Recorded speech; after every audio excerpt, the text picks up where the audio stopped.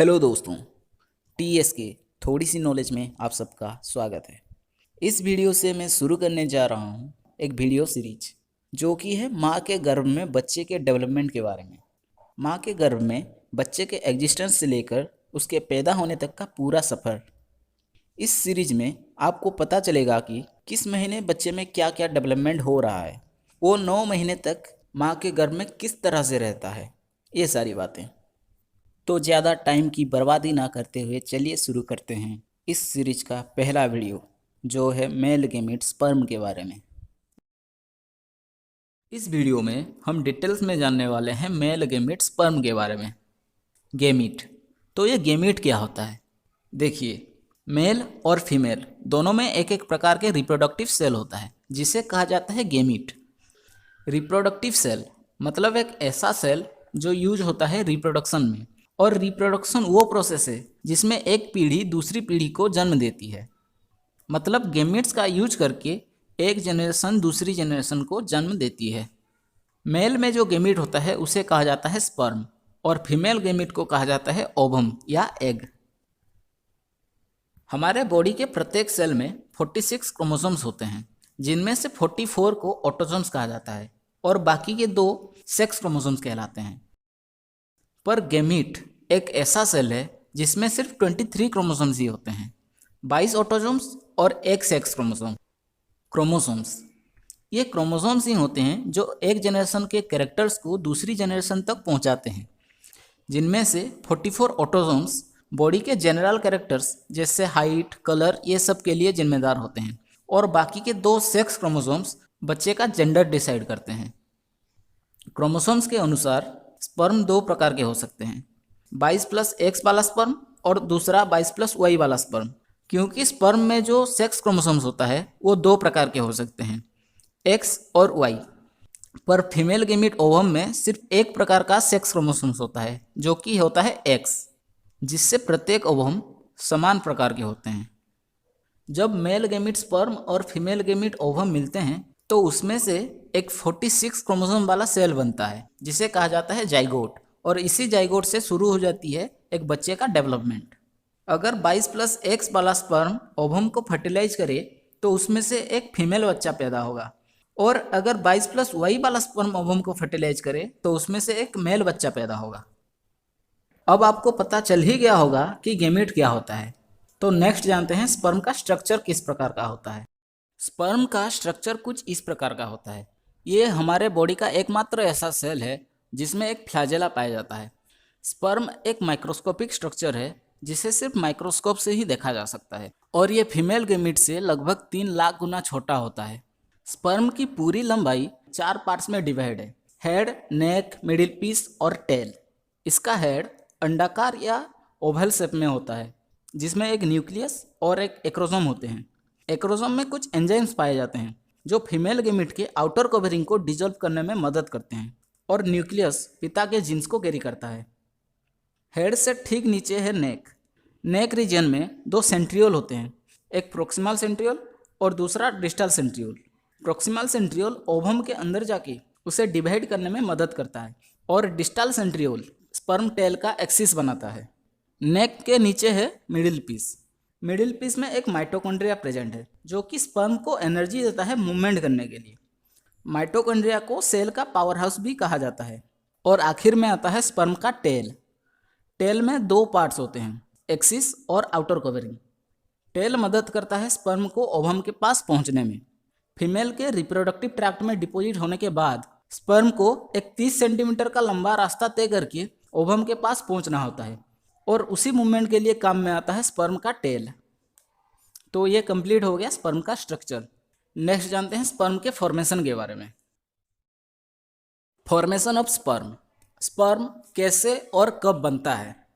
देखिए, स्पर्म बनने की पूरी प्रोसेस को कहा जाता है स्पर्माटोजेनेसिस, और स्पर्माटोजेनेसिस प्रोसेस में ज़्यादातर सेल डिवीजन ही होता है।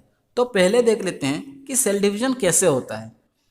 सेल टोटल 3 तरीके से डिवाइड कर सकते हैं, एमाइटोसिस, माइटोसिस और मियोसिस, जिसमें से इंसानों में सिर्फ 2 प्रकार के सेल डिवीजन दिखाई देते हैं, माइटोसिस और मियोसिस। माइटोसिस सेल डिवीजन में एक सेल से 2 सेल बनते हैं, और इसमें क्रोमोसोम नंबर चेंज नहीं होता। मतलब अगर एक 46 क्रोमोसोम वाला सेल डिवाइड करे तो उसमें से 2 46 क्रोमोसोम वाला सेल बनेंगे। माइटोसिस सेल डिवीजन हमारे बॉडी के जर्म सेल के अलावा बाकी के सारे सेल में दिखाई देता है। और मियोसिस सेल डिवीजन में एक सेल से 4 सेल बनते हैं और इसमें क्रोमोसोम नंबर आधा हो जाता है। मतलब अगर एक 46 क्रोमोसोम वाला सेल डिवाइड करे तो उसमें से 23 क्रोमोसोम वाला सेल बनेंगे और ये सिर्फ जर्म सेल में ही दिखाई जाता है। तो स्पर्माटोजेनेसिस में हम सिर्फ ये 2 सेल डिवीजन ही देखेंगे। स्पर्माटोजेनेसिस प्रोसेस 2 फेज में कंप्लीट होता है, एक फेज जन्म से पहले और एक फेज जन्म के बाद। जो जन्म से पहले होता है उसे कहा जाता है मल्टीप्लिकेशन फेज। मल्टीप्लिकेशन फेज में प्रेगनेंसी के 5वें हफ्ते में जर्म सेल बनते हैं। जर्म सेल वो है जिससे स्पर्म बनने वाले हैं। बच्चे से जुड़ा हुआ एक स्ट्रक्चर जो पहले 3 महीने बच्चे को न्यूट्रिशन देता है उसे कहा जाता है यॉक सैक। सारे जर्म सेल यॉक सैक में बनते हैं और बनने के बाद वहाँ से ट्रैवल करके टेस्टिस में पहुँचते हैं। टेस्टिस में पहुँच के सारे germ cell mitosis cell division से डिवाइड करके नए सेल बनाते हैं जिन्हें कहा जाता है स्पर्माटोगोनिया। और ये सारे स्पर्माटोगोनिया में 46 क्रोमोसोम होते हैं। इसके बाद सारे स्पर्माटोगोनिया रेस्ट फेज में रहते हैं। मतलब जन्म के बाद जब तक नेक्स्ट फेज शुरू नहीं होता तब तक स्पर्माटोगोनिया में कुछ भी बदलाव नहीं होंगे। 9 महीने प्रेगनेंसी के बाद बच्चे का जन्म होता है और वो बच्चा जब 13 से 14 साल में पहुंचता है उसमें प्यूबर्टी शुरू होती है और इसके साथ स्पर्माटोजेनेसिस का नेक्स्ट फेज जो है मैच्योरेशन फेज वो भी शुरू हो जाती है। 13 से 14 साल के बीच में प्यूबर्टी शुरू होती है और इसके साथ स्पर्माटोजेनेसिस का सेकेंड फेज भी शुरू होती है। तो ये प्यूबर्टी क्या होती है?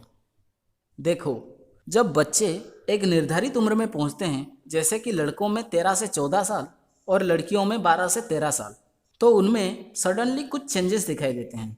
जैसे कि उनका हाइट बहुत बढ़ जाती है, लड़कों में मूंछ निकलना शुरू हो जाती है, लड़कियों में ब्रेस्ट का डेवलपमेंट होती है, मेंस्ट्रुअल साइकिल शुरू हो जाती है। ये सब यही चेंजिंग पीरियड को ही प्यूबर्टी कहा जाता है। और इसके साथ शुरू हो जाती है स्पर्माटोजेनेसिस का सेकेंड फेज या मैच्योरेशन फेज।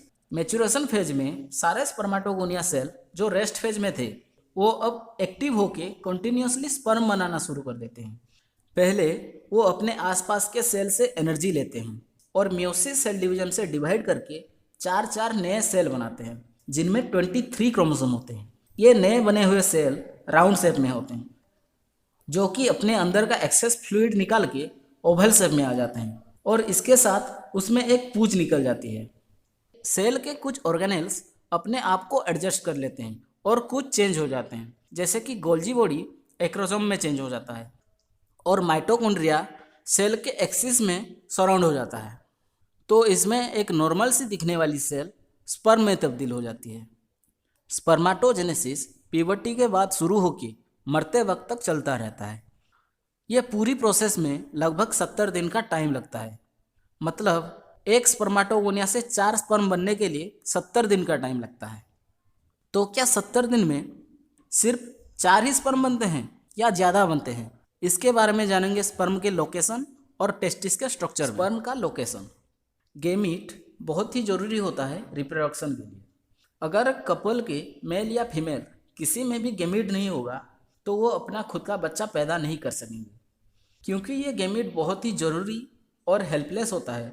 इसी वजह से इनको सही सलामत रखने के लिए हमारे बॉडी में एक सिस्टम एग्जिस्ट करता है जिसे कहा जाता है reproductive system. Reproductive system male और फीमेल दोनों में प्रेजेंट है और अभी हम स्पर्म के लोकेशन के बारे में जानने वाले हैं, तो हम मेल रिप्रोडक्टिव सिस्टम के ऊपर फोकस करेंगे। स्पर्म का लोकेशन होता है male reproductive system. Male reproductive system में 2 प्रकार के सेक्स ऑर्गन होते हैं, प्राइमरी सेक्स ऑर्गन और secondary sex organ. Primary sex organ के अंदर स्पर्म बनते हैं और सेकेंडरी सेक्स ऑर्गन स्पर्म बनाते तो नहीं है, पर ये सारे ऑर्गन स्पर्म को स्टोर करते हैं, मैच्योर करते हैं और ट्रांसपोर्ट करते हैं। प्राइमरी सेक्स ऑर्गन में आते हैं 2 टेस्टिस और बाकी के इपिडिडाइमिस से पेनिस तक सारे ऑर्गन सेकेंडरी सेक्स ऑर्गन से बिलोंग करते हैं। टेस्टिस को प्राइमरी सेक्स ऑर्गन कहा जाता है क्योंकि टेस्टिस में मेल सेक्स हार्मोन एंड्रोजन और मेल गेमीट स्पर्म बनते हैं।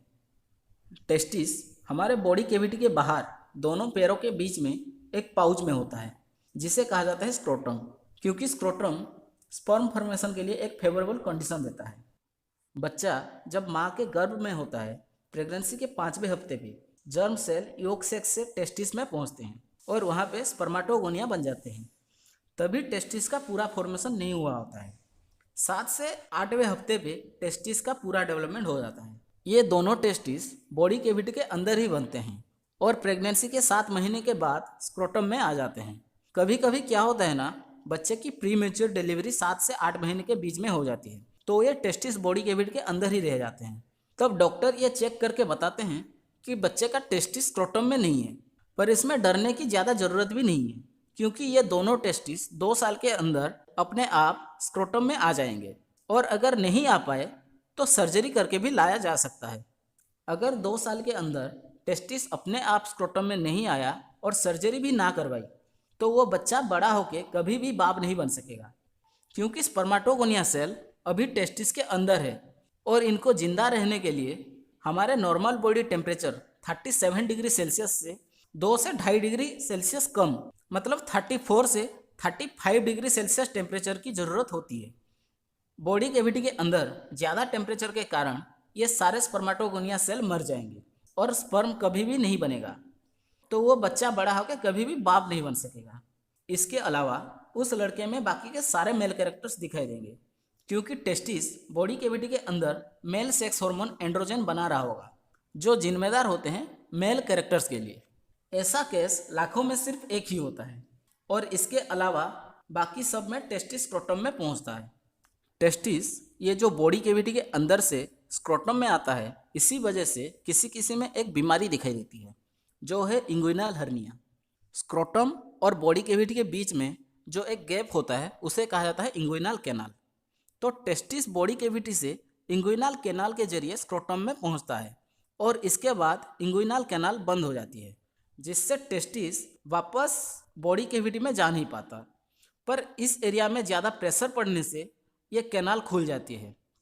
कोई कोई लोग जैसे वेट लिफ्टर्स, रेसलर्स, ये सब के काम के वजह से इंग्विनल रीजन में बहुत प्रेशर पड़ता है और उनका इंटेस्टाइन का कुछ पार्ट इंग्विनल कैनाल को फाड़ के स्क्रोटम के अंदर चला जाता है, जिससे बहुत पेन होता है। इसी कंडीशन को ही कहा जाता है इंग्विनल हर्निया। इंग्विनल हर्निया को भी एक सर्जरी से ठीक किया जा सकता है। तो नेक्स्ट जानते हैं टेस्टिस का स्ट्रक्चर कैसा होता है। टेस्टिस का स्ट्रक्चर, हमारे बॉडी के बाहर स्क्रोटम में 2 टेस्टिस झूलते रहते हैं, जिनकी लंबाई होती है 3 से 5 सेंटीमीटर और चौड़ाई होती है 2 से 3 centimetre. Right testis left testis से थोड़ी नीचे झूलता है, ताकि दोनों टेस्टिस में क्रॉसिंग ना हो जाए। टेस्टिस को कवर करती हुई 3 लेयर होती है। सबसे ऊपर वाली है ट्यूनिका वेजिनालिस, उसके अंदर है ट्यूनिका अल्बुजिनिया और ट्यूनिका भास्कुलोसा, जो ब्लड वेसल्स को कवर करती है। प्रत्येक टेस्टिस में 200 से 250 कंपार्टमेंट्स बने होते हैं और प्रत्येक कंपार्टमेंट में 2 से 3 ट्यूब होते हैं, जिनको कहा जाता है सेमिनिफेरस ट्यूबुल। सेमिनिफेरस ट्यूबुल के अंदर ही स्पर्म बनते हैं। सेमिनिफेरस ट्यूबुल के इनसाइड बॉर्डर पे 2 प्रकार के सेल पाए जाते हैं, स्पर्माटोगोनिया और साटोली सेल। साटोली सेल स्पर्माटोगोनिया और स्पर्म को न्यूट्रिशन देता है। स्पर्माटोगोनिया सेल साटोली सेल में धंसे हुए रहते हैं और यहाँ पे ही स्पर्माटोगोनिया से स्पर्म बनते हैं। जब स्पर्म बन जाते हैं तो वो साटोली सेल से डिटैच होके सेमिनिफेरस ट्यूबुल के सेंटर में पहुँचते हैं और सेमिनिफेरस ट्यूबुल से स्पर्म आगे रेटेड टेस्टिस में पहुँचते हैं, जहाँ पे वो स्टोर होते हैं। सेमिनिफेरस ट्यूबुल के बाहर के स्पेस में होता है ब्लड वेसल्स और Leydig cells. Leydig cell male sex hormone androgen बनाता है और ये ल्यूडिक सेल टेम्परेचर से इन्फ्लुएंस नहीं होता। एक सेमिनिफेरस ट्यूबुल की लंबाई होती है लगभग 70 सेंटीमीटर, जिसके अंदर लाखों में स्पर्माटोजेनेसिस प्रोसेस चलता रहता है। एक टेस्टिस के अंदर 600 से 700 सेमिनिफेरस ट्यूबुल्स होता है और हर ट्यूबुल के अंदर लाखों में स्पर्माटोजेनेसिस प्रोसेस चलता रहता है। तो सोच के देखिए कि एक दिन में कितने सारे स्पर्म बन सकते हैं। सारे सेमिनिफेरस ट्यूबुल अपनी अपनी कंपार्टमेंट से निकल के एक जगह पे मिलते हैं, जो एक ट्यूबुल की नेट की तरह दिखाई देता है। इसी पार्ट को कहते हैं रेटेड टेस्टिस। स्पर्म यहाँ पे स्टोर रहते हैं और यहाँ से टेस्टिस के बाहर जाते हैं। एक टेस्टिस का वजन होता है लगभग 14 ग्राम और 2 टेस्टिस का होता है 28 ग्राम। टेस्टिस के 1 ग्राम टिश्यू में 1 सेकंड में 1000 स्पर्म बनते हैं। तो दोनों टेस्टिस में 28,000 स्पर्म 1 सेकंड में बन जाते हैं और दोनों टेस्टिस में एक दिन में 2.4 बिलियन स्पर्म बनते हैं। तो टेस्टिस का स्ट्रक्चर कंप्लीट हो गया और हम समझ गए कि एक दिन में कितने स्पर्म बनते हैं। तो नेक्स्ट देखते हैं कि स्पर्म को किस किस चीज़ से खतरा होता है। कौन कौन सी चीज़ से स्पर्म को खतरा होता है? स्पर्म को मेनली 3 चीज़ों से खतरा होता है: ब्लड का इम्यून रिस्पॉन्स, यूरिन का एसिड और टेम्परेचर। ये 3 चीज़ स्पर्म को बहुत मारते हैं। तो स्पर्म भी कहता है, मारो हमको जिंदा मत छोड़ो सालो, हम कोई मंदिर का घंटा है कि कोई भी आके बजा जाता है। ये सारी चीज़ों से स्पर्म को बचाने के लिए रिप्रोडक्टिव सिस्टम में कुछ चीज़ें एग्जिस्ट करता है, जैसे कि ब्लड के इम्यून रिस्पॉन्स से बचाता है साटोली सेल।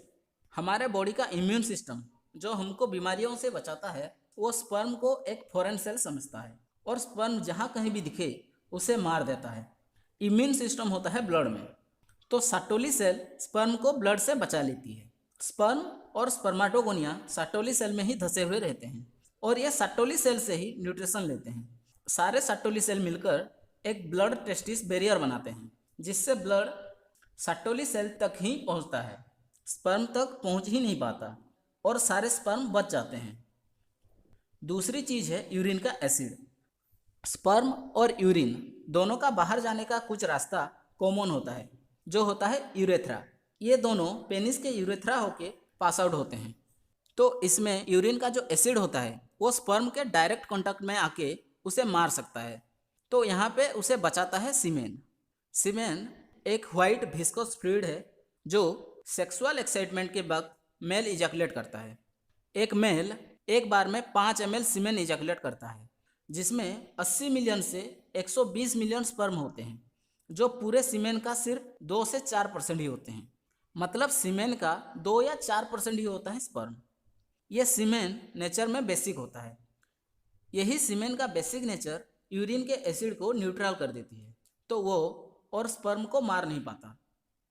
तीसरी चीज़ है टेम्परेचर, जिससे बचाता है स्क्रोटम। स्पर्म का फॉर्मेशन, स्टोरेज, मैच्योरेशन और सर्वाइवल, ये सब के लिए हमारे नॉर्मल बॉडी टेम्परेचर से 2 से 2.5 डिग्री सेल्सियस कम टेम्परेचर की ज़रूरत होती है। तो ये कंडीशन स्क्रोटम में ही मिल पाता है।